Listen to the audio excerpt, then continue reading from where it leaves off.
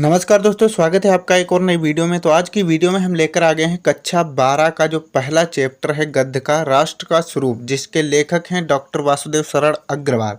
ये चैप्टर बहुत ही ज़्यादा इम्पोर्टेंट है। इनका इसमें जो लेखक हैं डॉक्टर वासुदेव शरण अग्रवाल, इनका साहित्यिक जीवन परिचय मैंने करा रखा है और इनका साहित्यिक जीवन परिचय भी बहुत ज़्यादा इम्पोर्टेंट है, जो हर साल एग्जाम में पूछा भी जाता है। और इससे कुछ मैं गद्यांश लेकर आया हूं और उससे आधारित जो प्रश्न पूछे जाते हैं वो लेकर आया हूं, जो आपके इस चैप्टर से बस इतने ही तैयार करने हैं। मैं 4 गद्यांश टोटल लेकर आया हूं इस चैप्टर के, वो भी हर साल पूछे जाते हैं। बस यही 4 आपको तैयार करने हैं। समझ लीजिए ये चैप्टर आपका कंप्लीट हो गया। देखिए ज़्यादातर होता क्या है, शुरुआती के जो 2-3 चैप्टर हैं इसी से ज़्यादातर पूछा जाते हैं क्वेश्चन भी, गद्यांश हो जाएँ चाहे पद्यांश हो जाएँ। तो शुरुआत के जो 2-4 चैप्टर हैं उन पर ज़्यादातर फोकस करना, बाकी को इग्नोर भी कर सकते हैं। अगर आपको 90+ चाहिए तो आप सभी को तैयार कर सकते हैं। मैं उतना लेकर आया हूं जितना आपको आसानी से 90+ दिला सकता है। तो चलिए पहला जो हमारा गद्यांश है उसको समझ लेते हैं। देखिए पहला गद्यांश क्या है, भूमि का निर्माण देवों ने किया है, वह अनंत काल से है। कहा जा रहा है कि भूमि का जो निर्माण है वो किसने किया है, देवताओं ने किया है और वह अनंत काल से है। उसके भौतिक रूप, सौंदर्य और समृद्धि के प्रति सचेत होना हमारा आवश्यक कर्तव्य है। और जो पृथ्वी का, भूमि का भौतिक रूप और सौंदर्य है और उसकी जो समृद्धि है उसके प्रति सचेत होना हमारा क्या है, आवश्यक कर्तव्य है। भूमि के पार्थिव स्वरूप के प्रति हम जितने अधिक जागरूक होंगे उतनी ही हमारी राष्ट्रीयता की बलवती हो सकेगी। यानी भूमि के पार्थिव शरीर के प्रति हम, पार्थिव का मतलब होता है मिट्टी, ठीक है, उसके मिट्टी के स्वरूप के प्रति हम जितने जागरूक होंगे उतनी ही हमारी राष्ट्रीयता बलवती हो सकेगी। यह पृथ्वी सच्चे अर्थों में समस्त विचारधाराओं की जननी है। देखिए यहाँ पर आपको ध्यानपूर्वक समझते हुए चलना है, फिर यहीं से क्वेश्चन भी बनेंगे। अगर आपको नहीं अर्थ निकालना आता, नहीं पता चल रहा है किस तरीके से आपको क्वेश्चन देने हैं, क्वेश्चन के आंसर करने हैं, तो यहाँ से सब कुछ क्लियर हो जाएगा। मैं क्वेश्चन पढ़ूंगा, क्वेश्चन ही यहाँ पर दिख रहे होंगे और इसके साथ में यहाँ पर आंसर भी ढूंढ कर बताऊँगा किस तरीके से आप ढूंढ सकते हैं। और लास्ट में इसकी PDF भी मैं बिल्कुल फ्री में प्रोवाइड करा दूंगा, वो बता दूंगा कहाँ से आप डाउनलोड कर सकते हैं।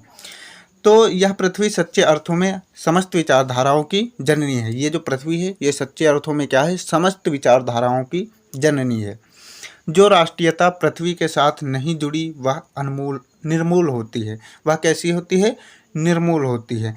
राष्ट्रीयता की जड़ें पृथ्वी में जितनी गहरी होंगी उतनी ही राष्ट्रीय भावों का अंकुर पल्लवित होगा।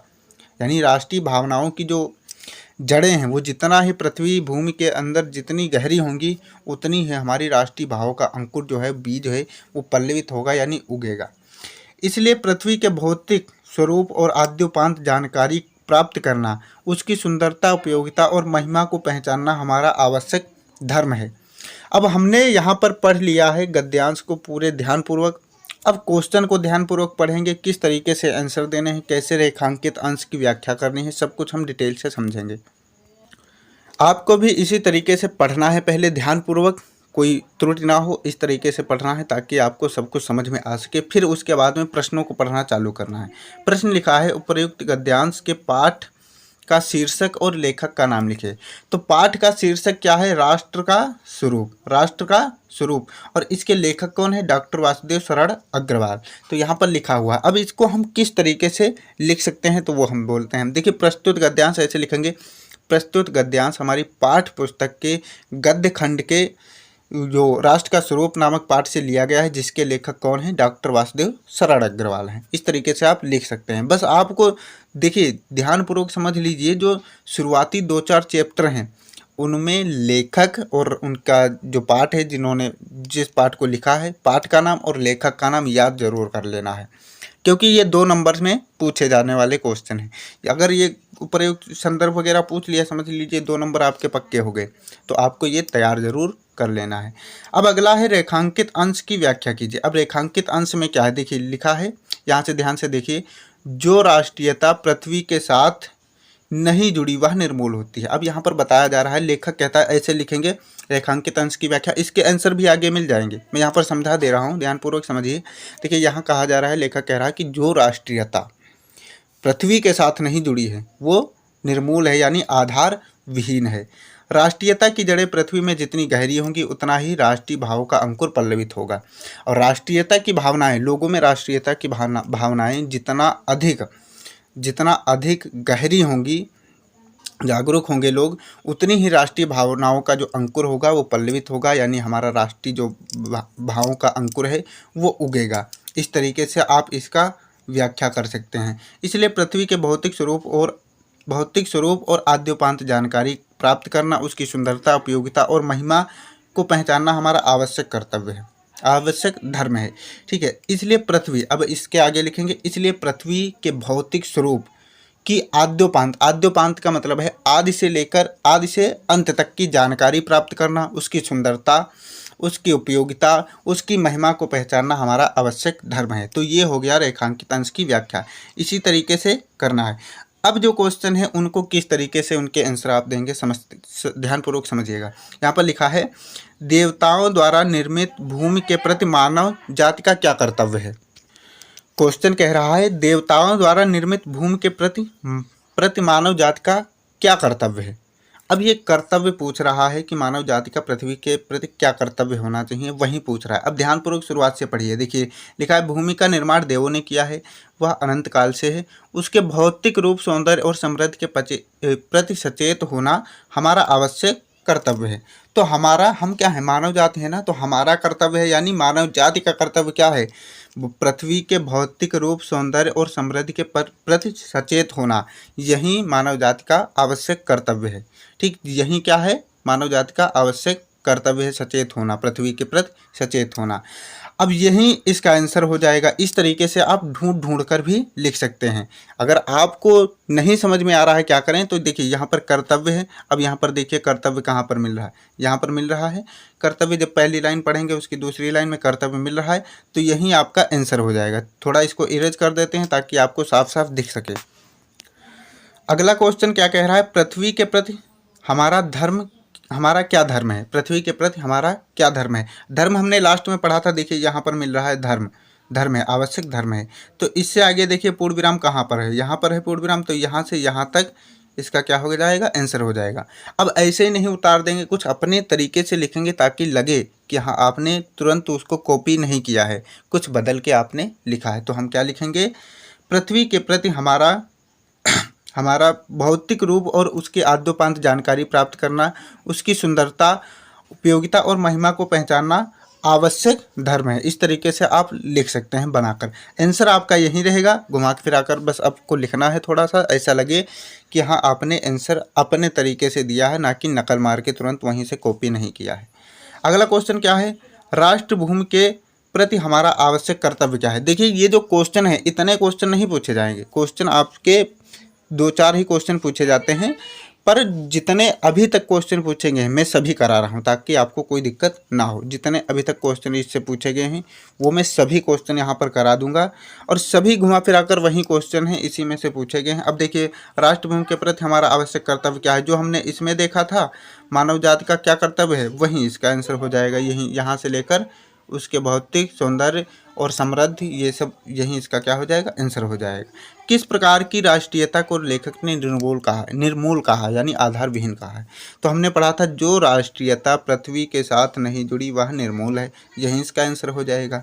यह पृथ्वी सच्चे अर्थों में किसकी जननी है। तो हमने पढ़ा था, यह पृथ्वी सच्चे अर्थों में समस्त विचारधाराओं की जननी है। अब आपको लग रहा होगा किस तरीके से आंसर आपको निकालने हैं, बस आपको इसी तरीके से आंसर निकालने हैं। पढ़ना है एक बार ध्यानपूर्वक, फिर क्वेश्चन पढ़ रहे हैं और आपको आंसर निकालते हुए चले जाना है। सब कुछ मैं एक्सप्लेन कर रहा हूँ, बस ध्यानपूर्वक एक समझ लिया आपने, बाकी आप अपने आप ही खुद कर ले जाएंगे, बस एक ध्यानपूर्वक समझ लीजिए। अब आगे देखते हैं क्या है। अब यहाँ पर मैंने आंसर भी लिख रखे हैं, आंसर आपको मिल जाएंगे PDF के जरिए, आप वहाँ से पढ़ लेना, सब कुछ वही है, बस मैं आपको समझा रहा हूँ किस तरीके से आपको पता करना है। अगला है, भूमि का निर्माण किसने किया है और वह कब से है। तो हम पढ़ लेते हैं भाई, यहाँ पर क्या लिखा था। देखिए लिखा है, भूमि का निर्माण देवों ने किया है। क्वेश्चन क्या पूछ रहा था, भूमि का निर्माण किसने किया है और कब से है। तो भूमि का निर्माण देवों ने किया है और वह अनंत काल से है, तो यही इसका क्या हो गया, आंसर हो गया। अब अगला क्वेश्चन देख लेते हैं। अगला क्वेश्चन क्या है, भूमि के पार्थिव स्वरूप के प्रति जागरूक रहने का परिणाम क्या है। अब इसका आंसर ढूंढते हैं भाई। अगर हम भूमि के प्रति जागरूक रहते हैं तो हमें क्या होगा भाई, तो यहाँ पर हम थोड़ा पढ़ लेते हैं ध्यानपूर्वक। देखिए, भूमि के पार्थिव स्वरूप के प्रति हम जितने अधिक जागरूक होंगे उतनी ही हमारी राष्ट्रीयता बलवती हो सकेगी। यही इसका क्या हो गया, आंसर हो गया। तो इसी तरीके से आपको सभी के आंसर ढूंढ ढूंढ के लिखने हैं। अब कुछ जो अर्थ पूछे जाते हैं उनको आपको तैयार कर लेना, क्योंकि अर्थ वहाँ पर नहीं मिलेगा। जैसे यहाँ पर नीचे क्वेश्चन है पार्थिव आद्योपांत, इस शब्दों का अर्थ स्पष्ट कीजिए, तो अर्थ थोड़ी वहाँ पर मिलेगा, तो अर्थ आपको अपने तरीके से तैयार कर लेना। हमें यहाँ पर क्वेश्चन में के जो आंसर हैं उनमें भी दे रखा हूँ। अगला क्या है, देखिए, लेखक पृथ्वी को सच्चे अर्थों में क्या मानता है। तो लेखक पृथ्वी को सच्चे अर्थों में क्या मानता है, लेखक पृथ्वी सच्चे अर्थों में समस्त विचारधाराओं की जननी है। तो हम लिखेंगे लेखक पृथ्वी को सच्चे अर्थों में समस्त विचारधाराओं की जननी मानता है। बस यही इसका क्या हो जाएगा, आंसर हो जाएगा। अब अगला क्या है, पार्थिव और आद्योपांत शब्दों का अर्थ स्पष्ट कीजिए। पार्थिव और आद्योपांत शब्दों का अर्थ स्पष्ट कीजिए। पार्थिव का अर्थ होता है मिट्टी या पृथ्वी से संबंधित, ठीक, या धरती से संबंधित। पार्थिव का अर्थ क्या होता है, मिट्टी या धरती से संबंधित। और आद्योपांत का अर्थ होता है आदि से अंत तक, आदि से अंत तक। तो ये क्वेश्चन अभी तक इस गद्यांश से पूछे हुए हैं और ये गद्यांश आपका मोस्ट इम्पोर्टेंट है। देखिए, मैं वही करा रहा हूँ जो आपके एग्ज़ाम में हर साल एज इट इज़ पूछे ही जाते हैं। और मैं ये गारंटी लेता हूँ कि अगर आप इतने तैयार कर लेते हैं जितना मैं कराता हूँ हिंदी में, इंग्लिश में, फिजिक्स में, केमिस्ट्री में, तो आप आसानी से अच्छा स्कोर कर सकते हैं। और इंग्लिश की मेरी पूरी पीडीएफ कंप्लीट है, सब कुछ मेरे पास कंप्लीट हो चुका है। हिंदी की भी पीडीएफ मैक्सिमम कंप्लीट हैं और बाकी सभी की पीडीएफ बन रही हैं। जितना जल्दी पीडीएफ कंप्लीट हो जाएंगी बिल्कुल फ्री में आपको टेलीग्राम पर मिल जाएंगी। तो दिक्कत मत लीजिएगा, टेंशन मत लीजिए, बस ध्यानपूर्वक पढ़ते हुए चलिए। और हमारे साथ बने रहने के लिए हमारे चैनल को सब्सक्राइब कर लीजिए ताकि ऐसी ही वीडियो आपको रोज़ाना मिलती रहें। देखिए, मेरा मतलब यही है, मोटिव यही है कि आप पढ़िए, कहीं से भी पढ़िए, जहाँ से आपको समझ में आ रहा है वहीं से पढ़िए। मैं ये नहीं कहता हूँ मेरे चैनल से पढ़िए फिर समझ में नहीं आ रहा है तब भी पढ़िए, समझ में आ रहा है तो पढ़िए, क्योंकि हमें तो पढ़ना ही है ना। और आपको यहाँ पर बिल्कुल फ्री में प्रोवाइड किया जा रहा है सब कुछ। नोटिफिकेशन जो आएंगे वो भी एक्सप्लेन किए जाएंगे और मॉडल पेपर भी बताए जाएंगे, सब कुछ आपको डिटेल से बताया जाएगा और क्वेश्चन आंसर भी कराए जाएंगे। जो मोस्ट इंपॉर्टेंट है उनकी पीडीएफ भी प्रोवाइड कराई जाएगी, वो भी बिल्कुल फ्री में। तो इतना सब कुछ मिल रहा है, क्लासेस मिल रही हैं, हम आपको गाइड कर रहे हैं, तो इससे बेहतर और क्या फ्री में चाहिए आपको। फ्री में लोग तो गालियाँ भी नहीं देंगे, फिर भी आपको इतना सब कुछ मिल रहा है, तो आप तो सोच ही सकते हैं कि क्या करना चाहिए। तो आप चैनल को सब्सक्राइब कर लीजिए, वीडियो को दोस्तों के साथ शेयर कर देना। अब चलिए आगे इससे जो संबंधित और गद्यांश हैं इस सब चैप्टर से उनको देख लेते हैं, ध्यानपूर्वक समझिएगा। अब यहाँ पर सभी के आंसर यहाँ पर आप देख सकते हैं लिखे हैं। प्रस्तुत गद्यांश सुविदित साहित्यकार डॉक्टर वासुदेव शरण अग्रवाल द्वारा लिखित राष्ट्र का स्वरूप नामक निबंध से उद्धृत है। देखिए, लिखने का तरीका अलग होता है और मैं एक्सप्लेन तो करा ही दिया हूँ। और अगर आप थोड़ा भी अगर समझदार हैं तो आप अपने तरीके से बना कर लिख भी सकते हैं। अब वहीं सब कुछ यहाँ पर जो मैंने आपको एक्सप्लेन कराया है वहीं सब कुछ यहाँ पर है, आप पढ़ सकते हैं। पीडीएफ बिल्कुल फ्री में मिल जाएगी, ऐसा नहीं गुची पुची मिलेगी, बिल्कुल साफ़ सुथरी पीडीएफ मिलेगी। अब यहाँ तक इस सभी के आंसर हैं। अब जैसे लास्ट क्वेश्चन था, पार्थिव का अर्थ क्या है, मिट्टी अथवा धरती से संबंधित, और आद्योपांत का अर्थ है आदि से लेकर अंत तक। यही इसका क्या है, आंसर है, अर्थ है। अब ये इस तरीके से आंसर इसके मिल जाएंगे। अगला गद्यांश क्या है, अगला गद्यांश है पृथ्वी और आकाश के अंतराल में जो कुछ सामग्री भरी है, पृथ्वी के चारों ओर फैले हुए गंभीर सागर में जो जलचर एवं रत्न राशियां हैं, उन सबके प्रति चेतना और स्वागत के नए भाव राष्ट्र में फैलने चाहिए। यहाँ पर कहा क्या जा रहा है, पृथ्वी और आकाश के बीच जैसे ग्रह हैं, नक्षत्र हैं, सूर्य हैं, तारे हैं, इन सब के प्रति भी हम को जो है ज्ञान होना चाहिए। पृथ्वी के चारों ओर फैले गंभीर सागर में जलचर, जैसे गंभीर सागर में एक से एक चीज़ें हैं, उनके प्रति हम कितने जागरूक हैं, उनको कितना समझ रहे हैं, कितना जान रहे हैं। जब तक हम देखिए ज्ञान और विज्ञान को साथ में लेकर नहीं चलेंगे तब तक हम राष्ट्रीय भाव को नहीं फैला सकते हैं। जब तक हम अपने आसपास नहीं देखेंगे हमारे पास क्या है, हमारे लिए उपयोगी क्या है, तो हम क्या उम्मीद कर सकते हैं कि हमारा राष्ट्र आगे बढ़ सकेगा। पता चले हमारे घर में सोना है लेकिन हम दूसरे के घर सोने की बात कर रहे हैं, तो ये क्या कोई बात होगी। इस तरीके से हम आगे बढ़ सकते हैं। जब हमारे घर के सोने का सही उपयोग होगा तो हम दूसरे के सोने को बता सकते हैं कि किस तरीके से उपयोग हो, जिसमें हमारा भी फ़ायदा हो, उसका भी फ़ायदा हो। तो इसीलिए कहा जा रहा है कि आकाश से लेकर पाताल तक, जहाँ तक जितने भी चीज़ें हैं उन सभी के प्रति जागरूक होना, उनको पहचानना, उनकी अध्ययन करना, यही सब हमें क्या है करना चाहिए। तभी हमारे राष्ट्र का जो भाव है वो फैलेगा, उसकी चेतना मिलेगी और वहीं जो है भाव फैलेगा। तो इस तरीके का ये क्वेश्चन है, इसमें ज़्यादा कुछ है नहीं, बस आपको ध्यानपूर्वक जिस तरीके से मैंने बताया है उसी तरीके से आपको पढ़ना है, फिर उसके आंसर देखने हैं। आंसर यहाँ पर मैंने लिख भी रखे हैं और क्वेश्चन सबसे पहले देखना, अपनी तरीके से ढूंढने का प्रयास करना।